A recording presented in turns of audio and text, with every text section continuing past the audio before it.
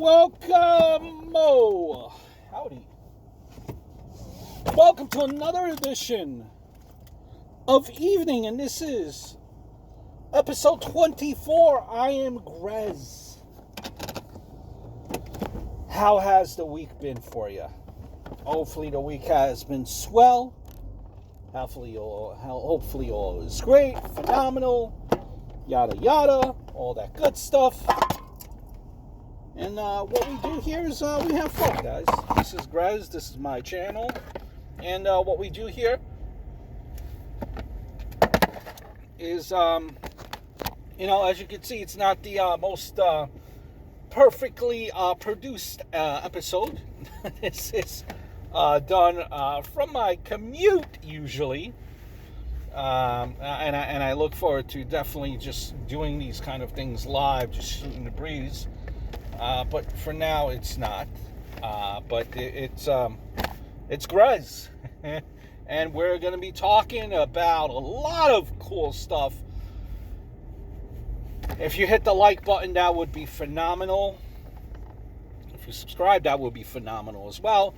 If you check out my other two channels, if you like sports and if you like comedy, that would be phenomenal as well. And,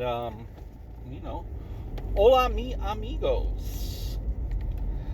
Gee, where do we begin? In New York, I don't know if you guys are dealing with this in your neck of the woods, in your state, but we are, my friends, here in New York, in this city. I believe this is all of New York State. Plastic bag. What's the word? What's that dramatic word I'm looking at? Looking to say, plastic bag. Apocalypse. Apocalypse. Yes, the plastic bag. Apocalypse. Come March 1st, just a few days away, there will be hell experienced by all officially in New York State. Suffolk County, to the best of my knowledge, they had already begun this practice quite some time ago. And, well, they, my friends, have already been in hell. And now, well, the rest of New York, is joining these people in hell. Because there will be no more, my friends, no more plastic bags. Now, so to carry your Poland Spring gallon water, to carry your glass Mott's apple juice, see what I did there, product placement. Let's get me a sponsor to this podcast. If you're carrying your ragu pasta sauce, there are no more bags, no more plastic bags to be had. And what we're doing is, see, old school is cool, right? Old school is cool, because instead of plastic bags, what you will have now is paper bags. Paper bags, yes, will be replacing plastic bags. But the paper bags, no. They will not be free. They will be at 5 cents a paper bag. Yes, 5 cents a paper bag. So if you live in the ever expensive New York State, to feed a family of 4, you're probably spending, let's just say, depending on how big everyone is, anywhere from $180, let's just say, to about $200 a week on your grocery list. And you got your meat, you got your fruits, you got to make sure you got your meat. If you don't have your meat and your fruits and veggies, that a dollar amount will be probably tacked on. So now, on top of everything that you already spent, you now, well, have to pay 5 cents per bag. If you remember back in the old days, we were at paper bags. But those paper bags were sturdy, were a good, healthy paper bag. That bag would not break. No, it would not break because it was a sturdy bag. And then for whatever reason that may be, the paper bags were replaced by the plastic bags. And yes, those plastic bags, when they came out, those plastic bags were strong, heavy, gets the job done. Sometimes you didn't even need to double bag, because if you carried your Mott's apple juice, your glass bottle there, if you carried your ragu glass bottle, pasta sauce, everything will be hunky-dory in that plastic bag, because that plastic bag wasn't junk, wasn't crappy. It did its part.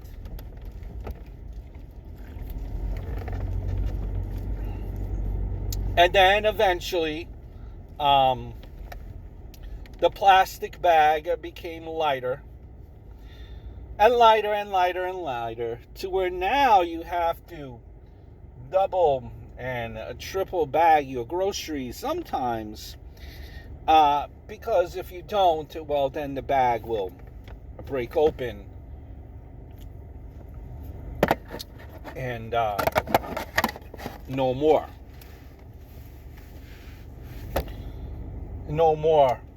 item that you just bought from the supermarket, because it will crash and fall on the ground, and then you have to get it replaced and spend another couple of bucks on all the money that you already did spend. Now, if you plan on thinking to yourself, oh, well, I'm just going to spend that extra 5 cents on per bag on my paper bag, well, I wouldn't count on it either, because I am sure that paper bag, ladies and gentlemen, will not be of the quality that you were once used to. It's amazing to me how, everything just in general that we thought was no longer, for a couple of certain instances where we thought, things had no use and this makes no sense, let's get rid of it, to now you're reverting back to it. Come on. As this guy cannot drive. He's already in my clear path there and just driving like a complete dunce. So, the bag apocalypse, plastic bag, and let everyone know, everyone loves their plastic bags.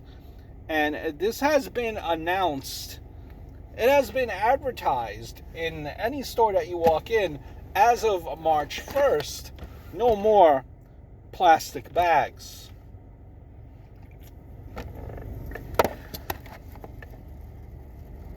No more. Even.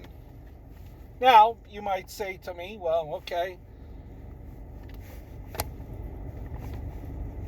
the plastic bags for the groceries, for the the supermarket, and okay, whatever argument you want to use, but this even includes, now this is being very local here, for your local delis, or we call them bodegas here in New York, where you get the little black baggie and you put in your little can of Coke, or your little your 40, which is usually which is an alcoholic beverage. You put your chips in there, or this is really going back old school, or you put your quarter drinks, which are not quarter drinks anymore, but they're like really man, really nostalgia. Like your drinks that are artificially flavored. You have your blueberry, your strawberry, all those fancy colors. Those were quarter drinks. But that's gone. So even like those small plastic bags, well, guys, those are no longer. Delis and bodegas will no longer be selling those little black plastic bags. Those are gone. Those are things of the past. The plastic bag apocalypse is moving in on us, ladies and gentlemen. And well, you know what I suggest to handle the plastic bag apocalypse is they have these bags which are pretty big, and now you could buy them at your local, probably in the supermarket. They're there because they're giving you plenty of preparedness to be prepared, because people know, everyone knows that people do not like change for the most part. So in front of the registers, it's pretty much telling you, here, buy this, because there will be no plastic bags. Or then again, like we discussed, you could use the paper bags, but I don't think that will be 5 cents wisely used. What a ban! What a ban. And I don't know how many of these people can cope. I could just picture myself with all these bags, because we have been prepared for the plastic bag apocalypse. We have bought these bags, these new kind of bigger bags to hold all our groceries in. We've bought them weeks in advance. We're being prepared. We're being prepared. But I could just see, I already envision it now in the supermarkets. You're charging me 5 cents for a bag? What? You crazy? Yeah, it's 5 cents per bag. Plastic bag apocalypse is coming, folks. Be prepared. Be very prepared. And what I would even suggest doing, and these people do not know how to drive, that's why, folks. A New York commute, gotta keep your eyes all over. Keep your head on a swivel. Is that the analogy I'm trying to use here?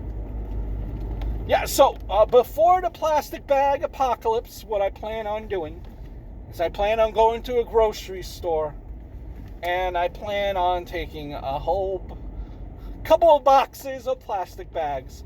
That way I could safely garnish it in my house, hide it in my house, and covet them, protect them,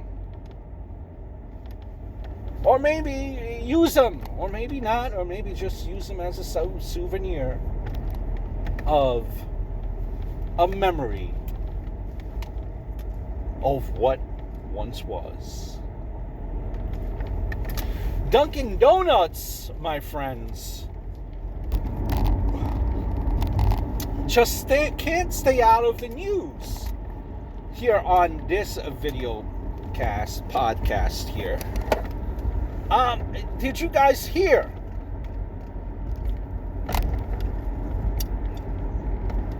And it should be on the menu already as we speak.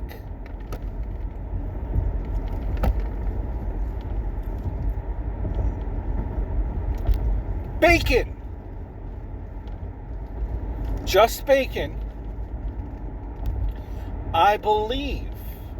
Don't quote me on the exact number, but I believe it's 8 pieces of bacon.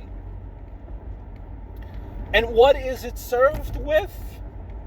My friends, nothing. It's served with just bacon.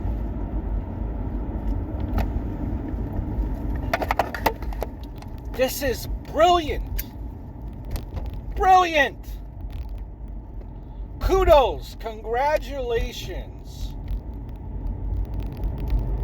to Dunkin' Donuts. I don't know if we discussed this on last week's podcast, but again, congratulations to Dunkin' Donuts. They are figuring it all out. You have these billion-dollar, corporations like Popeyes, KFC, McDonald's, Burger King. They're all fighting. They're all fighting for this, like a chicken sandwich. Trying to make the best a chicken sandwich, and and I say kudos. Thank you very much. Keep on doing that. Because I love chicken. More chicken equals more goodness. But I also like the equation of keep it simple, stupid. Bacon. They're not gonna, bacon. Genius. You can eat bacon as is. You don't need it on a sandwich, personally. You don't need it on a burger. You could if you want. But if you just have bacon, perfect. Look, tater tots. No, what do you call them? Hash browns. Hash browns. That's it. Hash browns. Bacon and sleeves. And someone, I'm surprised that it took them this long just to figure out,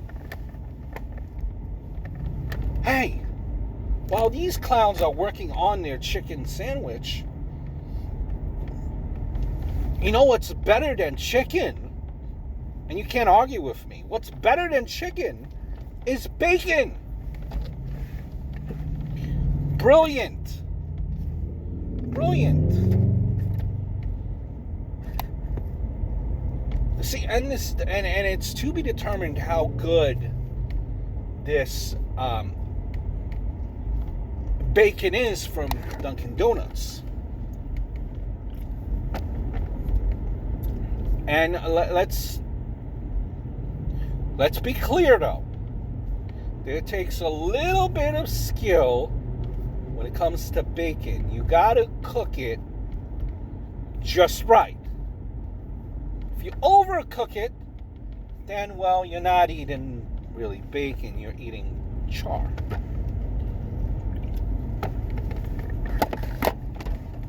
To be determined, but usually, you cannot go wrong with bacon.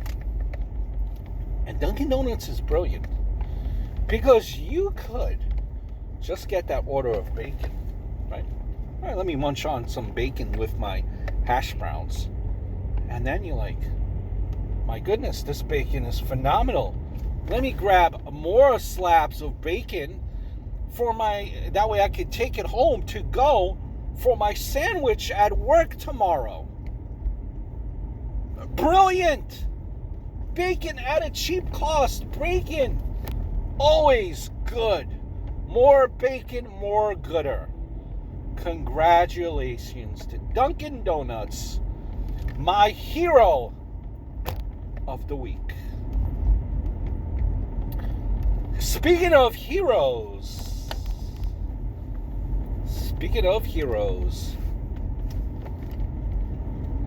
a hero to all mankind. This invention is out there. It's made its round, its round on the internet this past week, and I thought I'd share it with you. For a mere $30,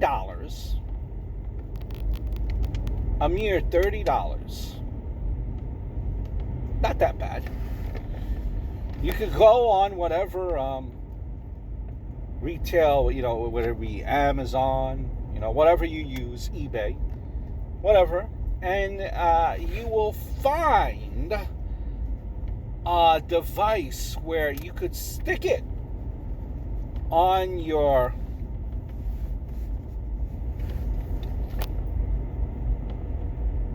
bathroom wall, my friends, a beer holder with Bluetooth. This is perfect. Another genius invention. First of all, you no longer have to worry about putting your beer, putting your beer on the edge of the tub and it's spilling on the bathroom floor, or it's spilling in your tub. And then the glass, when it spills in the tub, the glass is broken. You don't want to deal with that, and then you have to clean up the glass, and good luck, because you're trying not to, hurt your fingers, trying not to get your fingers cut,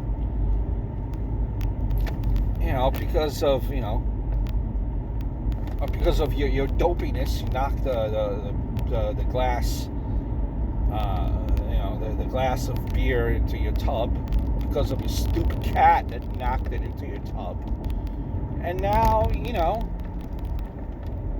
everything is broken, and the glass is floating next to your private parts.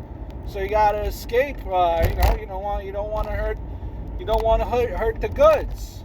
So you don't have to worry about anything breaking. And you're saying to yourself, why would you be drinking beer in the bathroom? Ladies and gentlemen,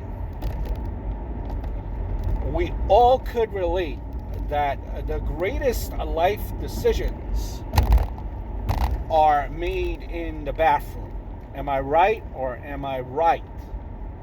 There could be a lot of thinking done there, a lot of meaningful thinking could be done in the bathroom, and I'm sure a lot of life's decisions have been made in the bathroom. Because let's be honest, sometimes outside of the bathroom, it is a little bit scary, whether it be the wife that scares you, whether it be the husband that scares you, because they act like they have two left hands.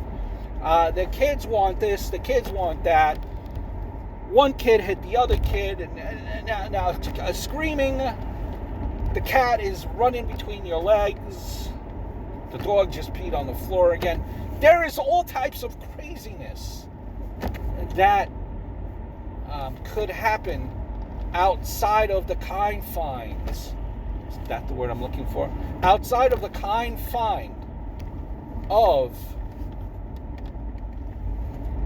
the bathroom. So that's why it's good sometimes to have that glass of beer to relax. So it makes sense. And look, the Bluetooth portion of it. How many times, folks, have you tried to hook up that radio in the bathtub, and then it just, that radio just fell bloop straight into bathtub, broken. You couldn't get it to stick. Or that tablet. Because who honestly reads a paper nowadays? Everything is on your tablet, right? Or on the phone, right? I mean, who uses a paper? Hopefully when the tablet or your phone dropped, you weren't or the radio dropped, you weren't in the bathtub, hopefully. Because that would hurt. But this is a great invention. You're now going to be able, with that Bluetooth, you're going to be able to sing in the shower. You're going to sing that way the whole house could hear you. You're going to show American Idol, America's Got Talent, what they're missing.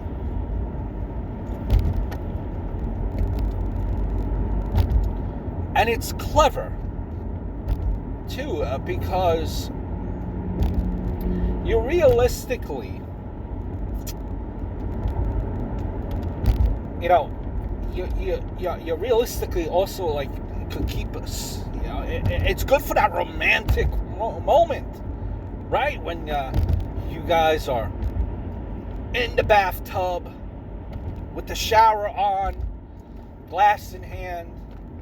Now it's like, okay, you guys are doing merengue or whatever. What's the merengue? Well, you guys are doing the bump and grind with the alcohol, with the cups, with the glasses in the bathtub, shower running, but oh, you have nowhere to put your glass. That's why you have that beer holder with the Bluetooth, and you can put on a little Marvin Gaye, my friends. And heck, don't worry, even if you're not an alcohol drinker, you could fit a can of soda there. Works. And if you're just saying to yourself that you can't be bothered and you just want to be by yourself at all times, well, it could also be a good thing, not only because, again, it has that Bluetooth, but if you don't drink beer and you don't drink soda, or if you don't like anything from a can or a bottle, you're just a weirdo, at the very least, this will be perfect to keep your soap in a safe place. Because how many times has it happened to you guys? Because I know it has happened to me quite some time, where I'm, using the soap. I have the soap in hand. I'm in the shower, and the soap just tumbles down and goes on the bathroom floor. And then you try to pick it up with your hand, but you can't. You pick it up, and sometimes it's slippery, and then it slips out again, and you're trying to pick it up, and it becomes awkward and embarrassing, and it's like you hope that no one's looking on camera, that there's no, because then you're just making a fool of yourself. What a great invention, and I thought I'd share it with you. You're welcome. Another story, and I don't know how to really feel about this, that's been circulating here on the internet. I read a story where a couple, they were, madly in love with their fur baby, the dog, and the dog tragically died. I believe the backstory was the dog, like they were in the backyard, I believe, somewhere, or like camping or something to that effect, and there was like a snake nearby, and the dog kind of like jumped, or was, because everyone was like kind of nearby, and the dog jumped when it seen a snake. It was a snake that killed the dog, so they considered the dog a hero because it saved them from the snake, which was nearby, and the dog was near them, and essentially, so to speak, like took the bullet. I believe the dog was a golden retriever. So then what happened is they spent $50,000, which realistically, if you think about it, that $50,000 is not exactly a whole lot of money, relatively speaking. But pretty much what they did is they cloned their dog, for $50,000.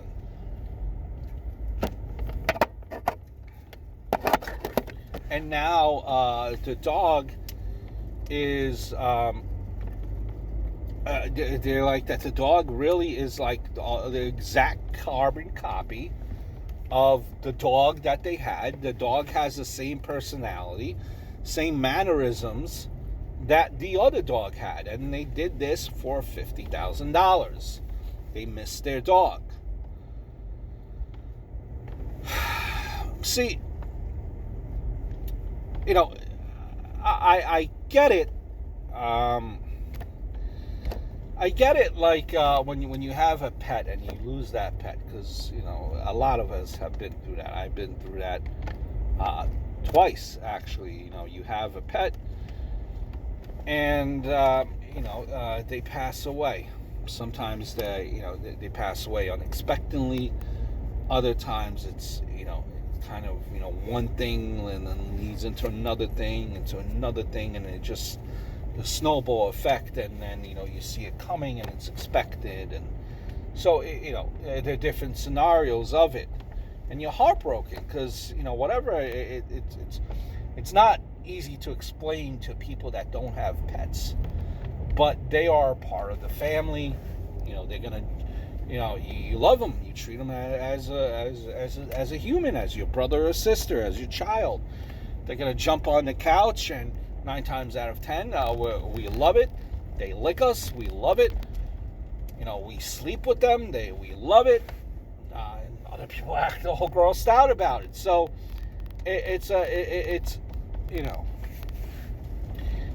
a dynamic that you really have to kind of go through to understand what it's all about. It's hard for I always find it interesting. People comment on something when they have no experience on commenting. I mean, when they have no experience of going through that, because everyone wants to throw their opinion and everyone wants to throw the 2 cents on the matter, right? Ain't that always the case?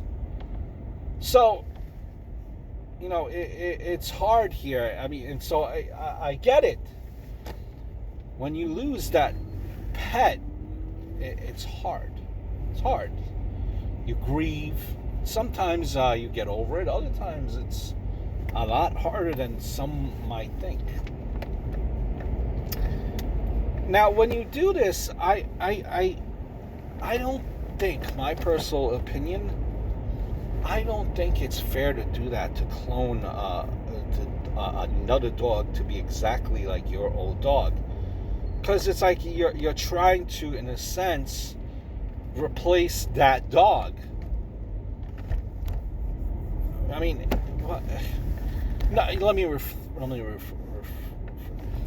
that's not. Let me rephrase it. That's not your dog. No matter how hard you try, that's not the dog that you had that passed away. It's a different dog. That's not the same dog. And you might think that you might have the same memories, but you won't, because the memories that you had with one dog are different memories than what you will have with this dog, different experiences. So it's like, so just by that factor, it's two different things. It's not your dog, because you will never create those memories. I think best way to remember a dog is just remembering the memories that you had and the experiences. You cannot try to recreate those experiences with the new dog, because it won't happen that way. It won't be organic like it was the first time around. And it's really not fair, even though dogs, and it's really not fair, because everything that was programmed in that dog, or that it's almost like you're wiping, like you're trying to wipe out what happened, in a sense, with the first dog, by just having another dog and pretending whatever happened never happened. And that's not really the right way to deal with it either. You have to accept things, and remember the memory, remember the legacy, and not try to replace it, no matter how identical it may seem to the first dog, right? So I mean, I don't know if that makes sense to anyone, but I personally would not do that at all. I would love to experience the new dog just have its own personality, and that love that first dog gave you, and you fall in love with it, made you feel certain things, and you learn certain things about yourself. Well, this dog could do the same, make you learn about new things about yourself that you didn't know, if that makes any sense. And you have new memories to build, and you could still remember the past and honor the past. But you can't try to recreate the same memories, because that's not organic, and I don't know. Just my 2 cents there on that whole matter. But thanks science now, it's so crazy from years before. That will do it for this edition of Evening. I hope everything is going well, guys. I look forward to speaking to you guys very, very soon. Hope all is well. Ciao, and good evening.